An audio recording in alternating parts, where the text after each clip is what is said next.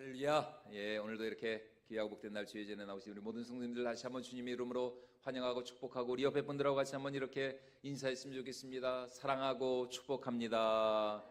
네, 예, 또 한번 인사할까요? 곁눈질하지 않겠습니다. 네, 주님만 바라보겠습니다. 곁눈질하지 않겠습니다.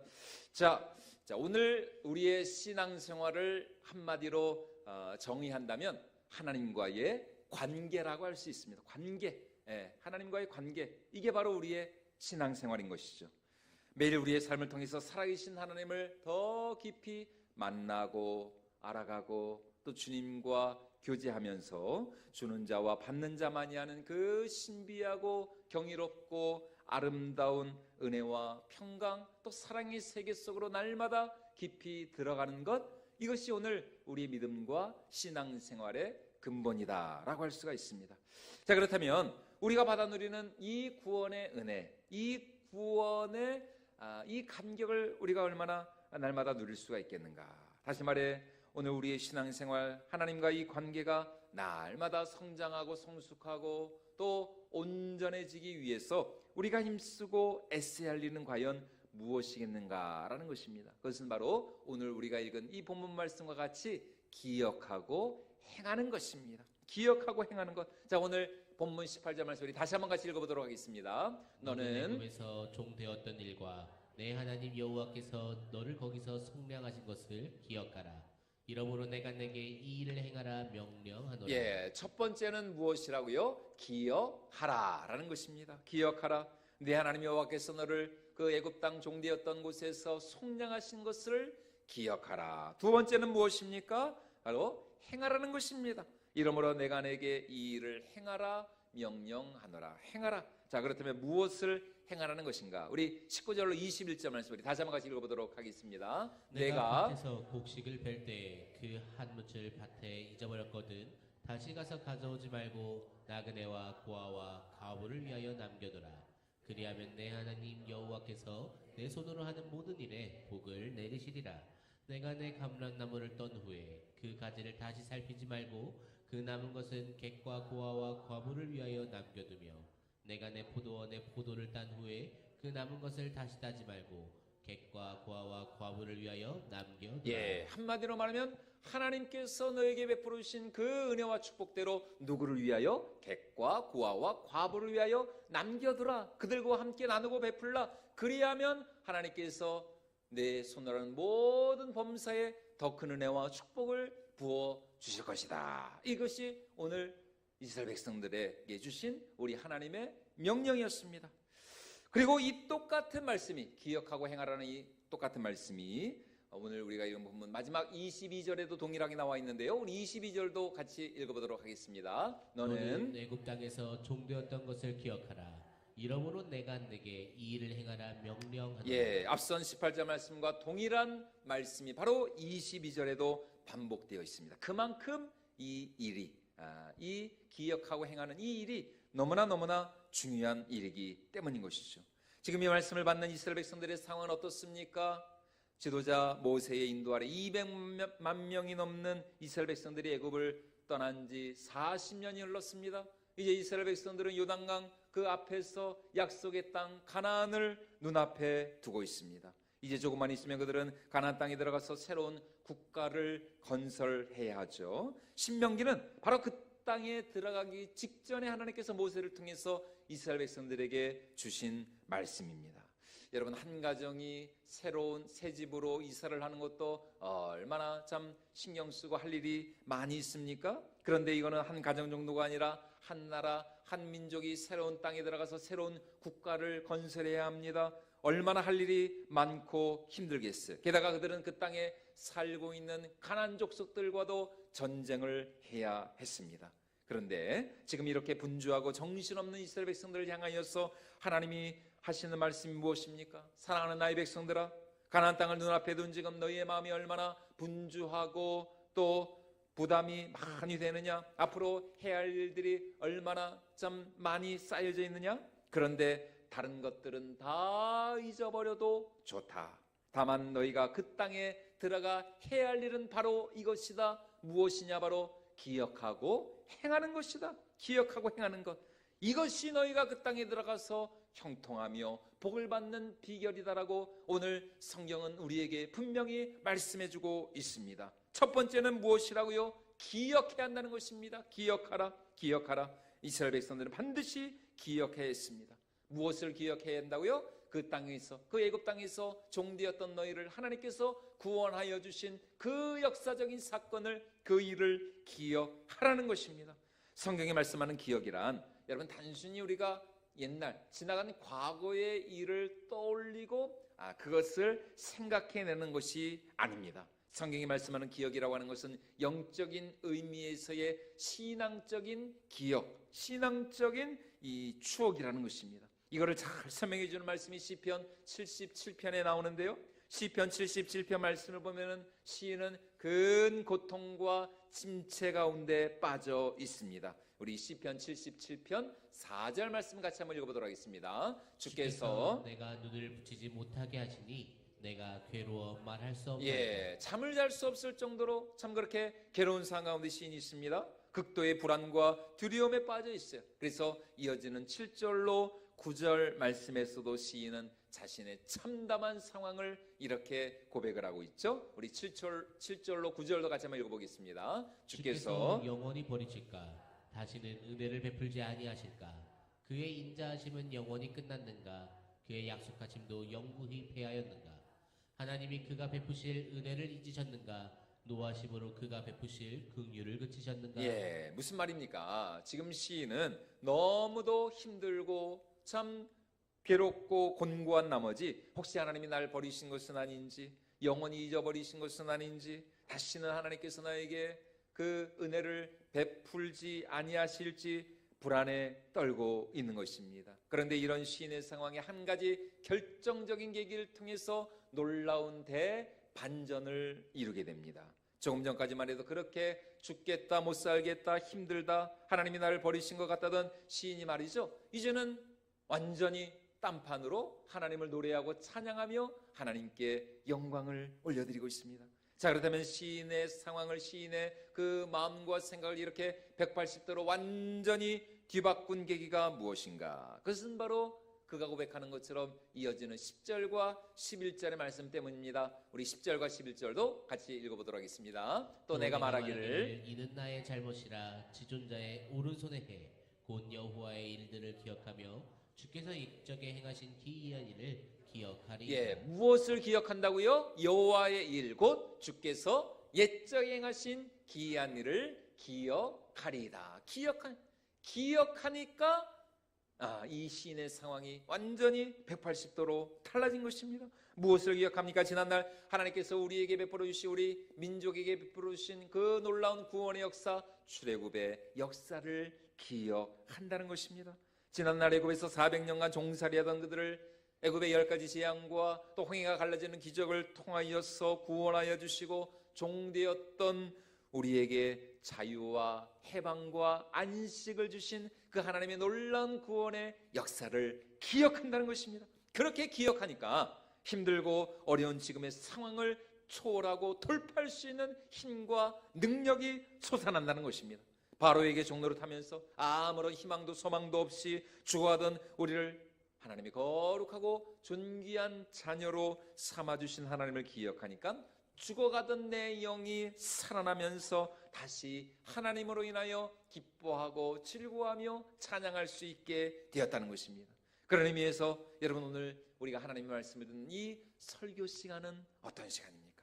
우리가 이 말씀을 통해서 하나님이 우리에게 행하여 주신 그 놀라운 구원의 역사를 날마다 기억하는 것이죠. 그리고 그 은혜와 구원의 역사를 기억하고 감사하며 하나님께 영광 올려드리는 시간, 그 시간이 바로 오늘 우리가 모여드리는 이 예배라는 것입니다.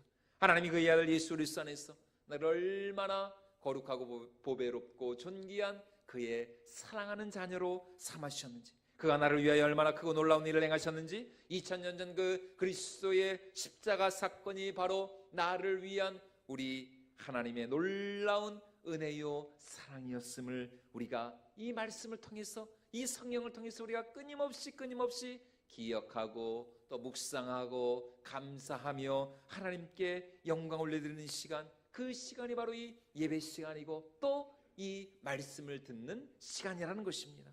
그렇게 우리가 하나님의 구원 역사를 기억할 때 그 기억함이 우리로 하여금 살아계신 하나님을 경배하고 또 찬양하며 하나님께 영광을 올려드리게 한다는 것입니다.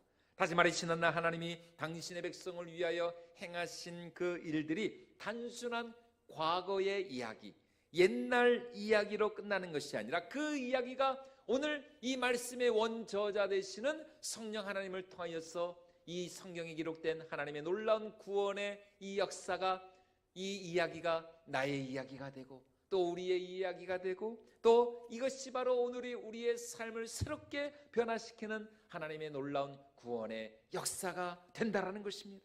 한마디로 예수 그리스도의 이야기, 히스토리, 그의 이야기가 마이 스토리, 나의 이야기가 되고 우리의 이야기가 되고, 그리고 히스토리, 그의 이야기가 예수 그리스도의 그 이야기가 바로 나를 위한 하나님의 놀라운 사랑의 이야기가 된다라는 것입니다. 그러므로 우리가 이 말씀을 믿고 또 이 말씀이 오늘 나의 삶의 능력으로 역사하기를 간절히 우리가 기도하고 사모할 때에 어제나 오늘이나 영원토록 동일하신 하나님께서는 오늘도 이 말씀을 통해서 얼마든지 우리 가운데 당신의 크고 놀라운 구원의 역사 또 사랑의 역사를 이루어 주실 줄로 믿습니다. 그러므로 하나님의 은혜와 사랑에 대한 기억함이야말로 고난과 환난의 때를 살아가는 우리에게 능력이 되고 힘이 되고 소망이 된다는 것입니다. 다시 말해서 하나님의 그 구원의 그 역사가 오늘도 우리에게 얼마든지 능력으로 이루어질 수가 있다라는 것이에요. 그래서 우리도 이렇게 기도할 수 있는 것이죠. 지난날 나를 구원하신 하나님, 지난날 당신의 백성을 구원하신 하나님께서는 오늘도 성령 안에서 얼마든지 나를 구원하시고 내 삶을 새롭게 하여 주시고 나를 통해서 큰 영광을 받아 주실 줄로 믿습니다. 나를 향한 하나님의 은혜와 사랑은 어제나 오늘이나 영원토록 변함이 없는 줄로 믿습니다. 그러니까 이 2000년 전 3000년 전에 기록된 이 하나님의 구원 역사 그리고 이 사랑의 역사가 이 말씀을 믿고 순종하며 기도하는 오늘 우리에게도 얼마든지 현실이 될 수 있고 또 얼마든지 나의 이야기가 될 수가 있다라는 것입니다. 그러니까 문제는 하나님께 있지 않습니다. 왜냐하면 우리 하나님은 단 한 번도 변한 적이 없으시거든요. 어제 해가 떴다고 오늘 해가 안 뜹니까? 그렇지 않잖아요. 언제나 우리의 아무리 세계 곳곳에서 처처에서 전쟁이 일어나고 지진이 일어나고 아무리 세상은 달라지고 아무리 세상은 변한다 할지라도 여전히 변함없이 또 하루가 지나면은 새 태양이 또 올라오고 여전히 우리 가운데 하나님의 은혜의 바람이 불고 또 하나님께서 우리에게 빛을 주시고 또 비를 주시고 말이죠. 하나님은 변함이 없어요. 사람은 정말 내 마음은 하루에도 12번 죽꿀듯이 왜 변덕이 죽꿀듯이 한다 그 말 그거를 그 표현이 왜 그런 표현이 되는지 그거 알아본다 그랬는데 못 알아봤습니다. 이번 주에 또 알아봤는데 왜 변덕을 죽꿀듯 한다고 그렇게 그런 표현을 썼을까? 저 모르겠어요. 항상 하여튼 여러분 우리는 변덕이 하루에도 몇 번이나 죽꿀듯이 우리는 변하지만 우리를 사랑하신 하나님은 변함이 없는 하나님, 정말 실수가 없는 하나님, 우리 하나님의 그 은혜와 사랑은 너무나도 신실하고 선하신 그런 하나님이신 것입니다. 그러니까 하나님께는 문제가 없습니다. 그렇다고 내 형편과 상황이 문제가 되느냐? 그것도 아닙니다. 왜요? 나를 둘러싼 상황과 형편은 늘 힘들고 어려웠으니까요. 요새 경제가 많이 힘들고 어렵다 여러분 그러지 않습니까? 하지만 여러분 솔직히 여러분 한번 생각을 해보십시오. 우리나라 경제가 언제는 여러분 안 힘든 적이 있었습니까? 예전에 베테랑이라고 하는 그 영화가 있었는데 거기 보니까 그 재벌 3세가 참 나쁜 짓도 많이 하지만 옳은 소리를 하더라고요. 자기는 어려서부터 아버지한테 늘 어렵다는 말만 듣고 자랐다는 거예요. 한 번도 경기가 나아졌다거나 살기가 좋아졌다는 말을 들은 적이 없다라는 것입니다. 그러니까 나 너한테 월급 안 줘. 에이 나쁜. 여러분 재벌도 살기 힘든 세상인데 여러분 우리 같은 사람이야. 두말하면 잔소리죠. 고난과 고통은 우리 삶의 고비마다 늘 있어 왔습니다. 그럼 무엇이 문제일까요? 문제는 바로 하나님을 믿지 못하고 하나님을 신뢰하지 못하는 내가 문제라는 것입니다. 조금만 힘들고 어려운 일이 생기면 마치 기억상실증에 걸린 사람처럼 말이죠. 하나님의 버릇이 은혜와 사랑을 기억하지 못하고 망각하는 내가 문제라는 것입니다. 그러므로 기억함이야말로 우리 믿음의 핵심이고 우리 삶의 능력이 된다는 것이에요. 그래서 참으로 복된 사람은 어떤 사람이라고 말씀하고 있습니까? 주의 말씀을 주야로 묵상하며 그 말씀대로 행하는 사람이 진정으로 복된 사람이다. 시냇가에 심겨진 나무와 같은 사람이다. 자, 우리 시편 1편 1절로 3절까지 말씀 같이 한번 읽어보도록 하겠습니다. 복 있는 사람은 악인들의 꾀를 따르지 아니하며 죄인들의 길에 서지 아니하며 오만한 자들의 자리에 앉지 아니하고 오직 여호와의 율법을 즐거워하여 그의 율법을 주야로 묵상하는도다. 그는 시냇가에 심은 나무가 철을 따라 열매를 맺으며 그 잎사귀가 마르지 아니한 같으니 그가 하는 모든 일이 다 형통하리로다. 여러분 오늘 본 말씀은 바로 이것을 행하라는 것입니다. 변치 않는 하나님의 이 말씀을 주야로 묵상하고 이 말씀을 가까이 하고 사모하고 이 말씀이 오늘 나의 삶의 능력으로 역사하기를 위하여서 날마다 간구하라는 것입니다. 그러면 어떻게 된다고요? 우리의 삶이 시냇가에 심겨진 나무와 같은 물된 동산의 은혜와 축복을 누리게 될 줄로 믿습니다. 여러분 그러므로 언제나 곁눈질하지 마시고 하나님의 말씀을 사모하고 그 말씀에 집중하고 하나님의 이 말씀에 날마다 순종하여 이 말씀에 기록된 은혜와 축복의 복을 받아 누릴 수 있는 저와 여러분들이 모든 성도들이 될 수 있기를 주님의 이름으로 축원을 드립니다. 그래서 오늘 우리가 읽은 신명기 본문은 무엇을 말씀하고 있습니까?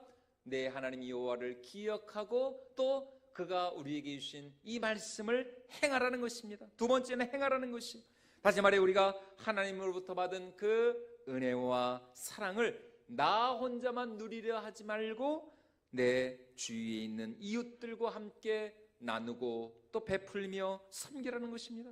특별히 오늘 말씀에서 하나님은 구체적으로 세 가지를 명령하고 계시는데 우리 19절 말씀 다시 한번 읽어보도록 하겠습니다. 내가 밭에서 곡식을 벨 때에 그 한 무치를 밭에 잊어버렸거든 다시 가서 가져오지 말고 나그네와 고아와 과부를 위하여 남겨두라. 그리하면 내 하나님 여호와께서 내 손으로 하는 모든 일에 복을 내리시리라. 여러분 사람들이 추수를 할 때 어떻게 추수를 합니까?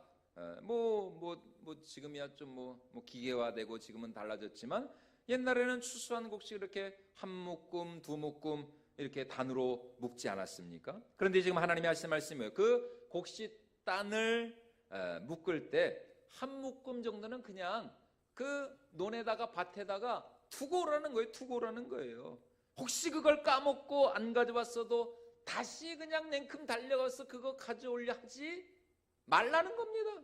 그래야 여러분 누구에게요? 고아와 과부와 나그네와 같은 가난한 자들이 자존심 상하지 않고 그들이 그 한 묶음을 한 몫을 가져올 수가 있기 때문인 것입니다. 그 다음 말씀도 마찬가지입니다. 우리 20절 말씀도 같이 한번 읽어보도록 하겠습니다. 내가 내 감람나무를 떤 후에 그 가지를 다시 살피지 말고 그 남은 것은 객과 고아와 과부를 위하여 남겨. 두 번째는 이제 감람나무, 올리브유입니다. 올리브 트리. 이스라엘과 같은 이 고온건조한 지역에서는 올리브유는 없어서는 안 될 필수품이죠. 그러니까 지금 우리식으로 말하면 식용유로도 쓰는 것이고 또 이 화장품으로도 쓰는 것이고 그게 이제 올리브 열매거든요. 워낙 날씨가 덥고 건조하니까 이걸 먹거나 바르지 않으면은 이게 금방 탈이 나고 피부가 상해요. 그래서 이 감람나무가 한 3년 정도가 되면은 이제 열매가 아주 주렁주렁 무성하게 잘 이렇게 열립니다. 그런데 이 올리브유, 여러분 그 감람 그 열매 여러분 다 아시잖아요. 그걸 어떻게 손으로 일일이 딸 수가 있겠어요? 일일이 그거는 그 감당이 안 되죠. 그래서 어떻게 합니까? 이 옛날 고대 근동 사람들은 이 감람나무 열매를 어떻게 따느냐? 그냥 나뭇가지를 흔들어서. 예, 그래서 잘 익은 것들은 다 이게 그냥 밑으로 떨어지니까 땅에 떨어진 것들만 이렇게 모아서 가져가면 되거든요. 그리고 이제 아직 덜 익은 것, 설 익은 것은 이렇게 잘 안 떨어지고 그냥 가지에 매달려 있어요. 그런데 그걸 어떻게 하라고 지금 말씀하고 있습니까? 잘 떨어지지 않는 것까지 악착같이 그렇게 따려고 하지 말라는 것입니다. 안 떨어지는 것은 그냥 내버려 두라는 거예요. 내버려. 누구를 위하여서? 객과 고아와 과부를 위하여서 내버려 두라. 마지막 21절 말씀도 마찬가지입니다. 21절도 같이 한번 읽어보겠습니다. 내가 내 포도원에 딴 그 남은 것을 다시 따지 말고 객과 고아와 과부를 위하여 남겨두라. 예, 마지막은 포도입니다. 포도 역시 다 따려들지 말고 남겨두라. 이스라엘의 포도 수확 시기는 길지가 않습니다. 한 3주 정도, 한 달 안팎 정도 딱 정해져 있어요.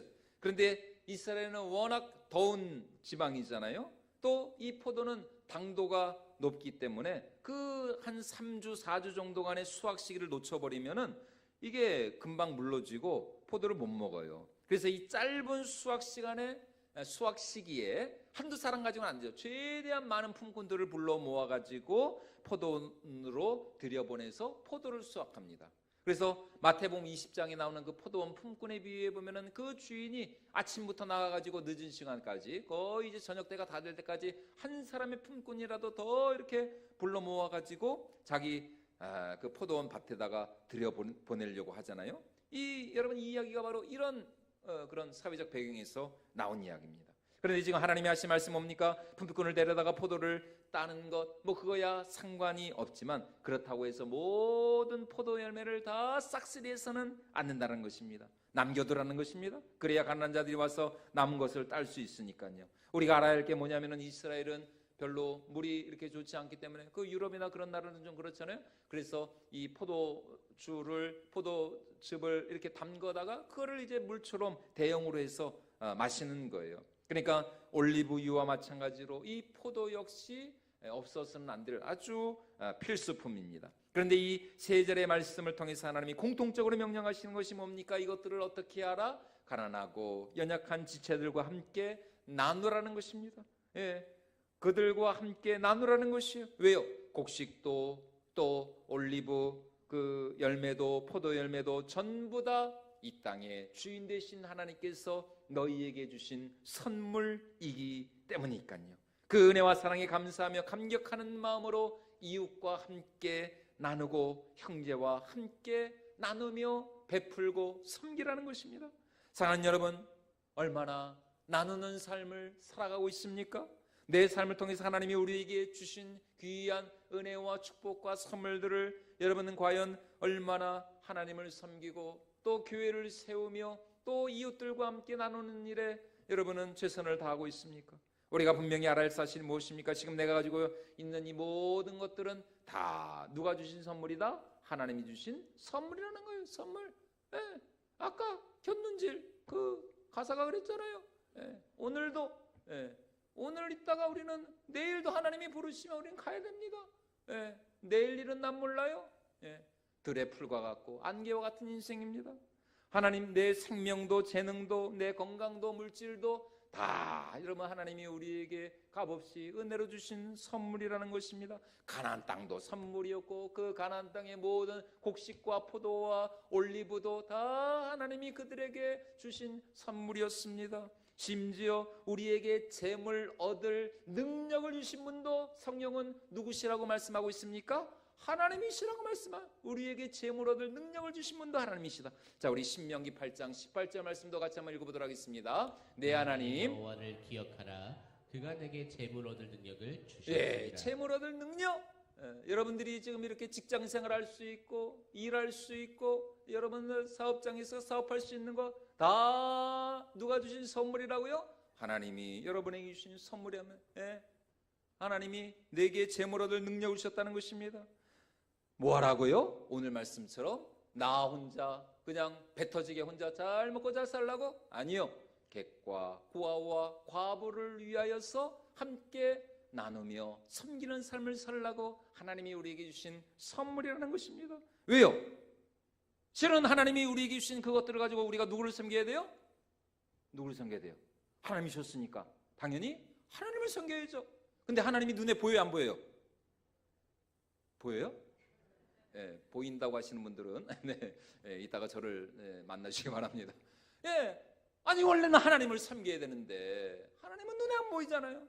예, 그러니까 대신 누구를 섬겨야 돼요? 하나님이 우리 주위에 하나님께서 맡겨주시고 하나님이 부탁하신 그 영혼들을 섬겨야 한다는 것입니다. 내 가족을 섬기고 내 형제와 이웃을 섬기고 또 내 주위에 연약한 지체들을 섬겨야 돼요. 누구를 섬기든? 하나님을 섬기든. 예, 하나님을 섬기든. 다시 말해 주님의 몸된 교회를 통해서 또 하나님을 통해서 하나님이 우리에게 주신 그 은혜와 축복과 선물과 그 아름다운 것들을 이제 우리가 하나님을 섬기듯이, 왜냐하면 우리가 하나님으로 받았으니까요, 하나님을 섬기듯이 교회를 섬기고 이웃을 섬기며 하나님의 나라를 세워가야 한다는 것입니다. 여러분, 우리가 하나님께 받은 것이 무엇입니까? 우리가 단지 곡식만 받았나요? 포도주만 받았습니까? 아니죠. 하나님이 우리에게 주신 것이 단순히 이 세상의 뭐 재물이나 물질이나 뭐 우리 가정이나 일터나 자녀들 뿐입니까? 그것도 하나님이 주신 선물은 당연히 맞죠. 그러나 여러분, 그것은 단지 우리를 향한 하나님의 은혜와 또 사랑의 이 외적인 이 모형, 그림자일 뿐이에요. 우리가 정말로 하나님으로부터 받은 것은 무엇인가? 내 직장, 내 건강, 내 재능. 여러분, 우리가 진정으로 하나님으로부터 받은 것은 바로 하나님의 구원, 하나님의 우리에게 주신 영생, 또 하나님께서 우리에게 주신 저 천국에서의 영원한 복락의 삶. 여러분, 이것이 진짜 하나님이 우리에게 주신 선물인 줄로 믿습니다. 여러분, 이 세상에서 우리가 잠시 잠깐 누리다가 우리가 살아가는 그거는 단순한 하나님의 축복과 은혜의 모형이고 예표이고 그림자일 뿐이에요. 그것들을 통해서 우리는 무엇을 바라보아야 된다? 하나님이 우리에게 주신 구원을 바라야 되고, 정말 저 지옥불 속에서 영원히 정말 꺼지지 않는 지옥불 속에서 영원히 고통 가운데 죽어갈 수밖에 없는 우리를 용서해 주시고, 그리고 구원해 주시고 당신의 자녀 삼아 주신 그 하나님의 놀라운 구원의 선물, 영생의 선물, 이것이 우리가 받은 최고의 선물인 줄로 믿습니다. 그리고 바로 그 놀라운 하나님의 선물을 이루신 분이 누구십니까? 하나님의 독생자 예수 그리스도. 예수 그리스도, 그분이야말로. 그리고 예수 그리스도께서 우리에게 주신, 지금 우리 가운데 거하고 계시는 하나님의 성령. 여러분, 이 성령 하나님이야말로 우리에게 주신 최고의 선물인 것이죠. 최고의 선물. 그러니까 하나님은 당신의 독생자 예수 그리스도를 통해서 당신 자신을, 당신의 생명을 우리에게 선물로 주셨다는 것입니다. 여러분, 이걸 어떻게 갚아요? 죽었다 깨어나도 우리가 못 갚죠. 정말 나 같은 자가 뭐라고, 정말 나 같은데 내가 나를 봐도 정말 소망이 없는 나 같은 자를 내가 뭐라고 말이죠. 나 같은 자를 구원하시고 용서하시고 정말 당신의 영원한 사랑하는 자녀 삼아주신 그 하나님의 은혜와 사랑은 내가 절대로 갚을 수가 없죠. 못 갚습니다. 못 갚아. 그러니까 어떻게 해야 한다고요? 이제 그 은혜와 사랑을 주님의 몸된 교회에 갚는 것이죠. 또 하나님이 우리에게 맡겨주신 영혼들에게 대신 갚아야 한다는 것입니다. 어떤 심정으로? 하나님의 은혜와 사랑에 날마다 빚진 자의 심정으로 갚아야 한다는 것입니다. 그래서 로마서 1장 14절에서 사도 바울이 이렇게 말씀하고 있지 않습니까? 우리가 한번 읽어보도록 하겠습니다. 헬라인이나 야만인이나 지혜 있는 자나 어리석은 자에게 다 내가 무슨 자라고요? 빚진 자라. 빚진 자. 지금 사도 바울이 하는 말입니다. 헬라인이나 야만인이나 지혜 있는 자나 어리석은 자에게 다 내가 빚진 자다. 여러분, 한번 생각해 보십시오. 바울이 무슨 헬라인이나 야만인, 바울이 무슨 빚을 졌어요? 바울은 다 이 텐트 메이커로서 열심히 정말 일하면서 선교 활동하면서 자기 손으로 자기가 다 생활하고 있는데 무슨 바울이 그 사람들에게 무슨 빚을 졌습니까? 빚진 거 없어요. 빚은 누구에게 졌어요? 예수님께 진 것이죠. 하나님께 빚을 졌죠. 그런데 왜 지금 바울은 헬라인이나 야만인에게 내가 빚을 졌다 그러느냐? 바로 이 원리 때문에 그렇습니다. 빚은 하나님께 졌지만 그 빚은 누구에 갚는 거예요? 헬라인에게, 야만인에게, 지혜 있는 자나 어리석은 자에게. 은혜와 사랑의 빚은 하나님으로부터 받았지만 그 빚은 이제 누구에게 갚아야 되느냐? 내 주위에 있는 믿지 않는 영혼들, 죽어가는 영혼들, 또 하나님이 나에게 맡겨주신 그 구역 식구들, 그 새가족들, 그 영혼들에게 갚는 것입니다. 그래서 사도 바울은 늘 빚진 자의 심정으로 그렇게 수고하고 헌신하며 그리스도의 남은 고난을 그의 몸된 교회를 위하여서 날마다 그 육체에 채우는 삶을 살아갔다는 것입니다. 다시 말해 오늘 우리가 주님의 이름으로 희생하고 헌신하며 또 봉사하는 그 모든 섬김은 겉으로 볼 때는 그 사람에게 하는 것이죠. 그 영혼에게 하는 것이죠. 교회에 하는 것이고, 그러나 그 본질은 뭐예요? 하나님께 하는 것이고, 나를 구원하여 주시고 나를 살려주신 예수님께 하는 것입니다. 겉으로 볼 때는 내가 사람에게 하는 것 같고 내가 교회에 하는 것 같지만, 그러나 실상은 이 교회의 주인이 되시고 이 교회의 머리가 되시는 예수님께 행하는 것이고, 그 모든 섬김과 수고 헌신은 바로 우리에게 이 영생의 선물을 주신 하나님께 한다라는 것입니다. 그러므로 오늘 우리의 신앙생활은 이 두 가지입니다. 결국은 이 두 가지입니다. 기억하는 것이고 행하는 것입니다. 이 두 기둥 위에 우리의 믿음을 세워야 한다는 것입니다.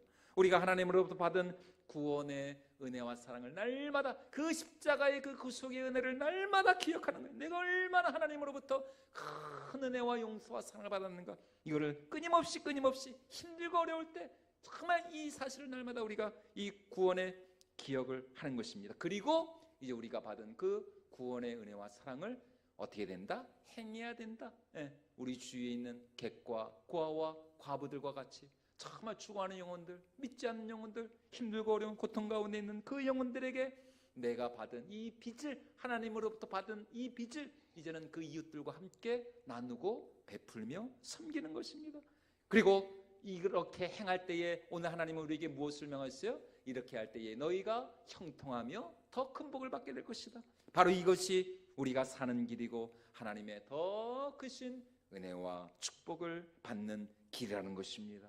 내가 나누고 베풀수록 하나님은 그런 우리에게 더 차고 넘치는 은혜와 축복을 허락하여 주실 줄로 믿습니다. 그러므로 오늘 우리 가운데 이 두 가지 계명, 기억하고 행하는 것, 이 6월 호국 보훈의 달인데 우리가 정말 이 나라 민족을 위하여서 희생하고 헌신하신 우리 저희 할아버지도 이 6.25 이 참전 순국 열사셨거든요. 저희 아버지가 3살 때 저희 할아버지가 6.25 전쟁 참전했다가 참전했다가 돌아가셨어요. 그러니까 저희 아버지는 저희 할아버지에 대한 기억이 없어. 자기 아버지에 대한 기억이 없어. 사진 한 장만 나와. 이제 얼마 안 있으면은 이제 저희 할아버지와 할머니가 같이 이제 국립공원 여기 이제 현충사 이제 들어가시는데, 여러분 기억하는 것, 날마다 기억하는 것, 기억하고 이제는 그 기억의 그 감격을 가지고 뭐 해야 된다? 행해야 된다. 기억하고 행하는 것. 여러분 이 은혜가 날마다 우리 가운데 넘쳐나서 하나님이 주시는 더 풍성한 은혜와 축복을 받아 누릴 수 있기를 주님의 이름으로 축원을 드립니다.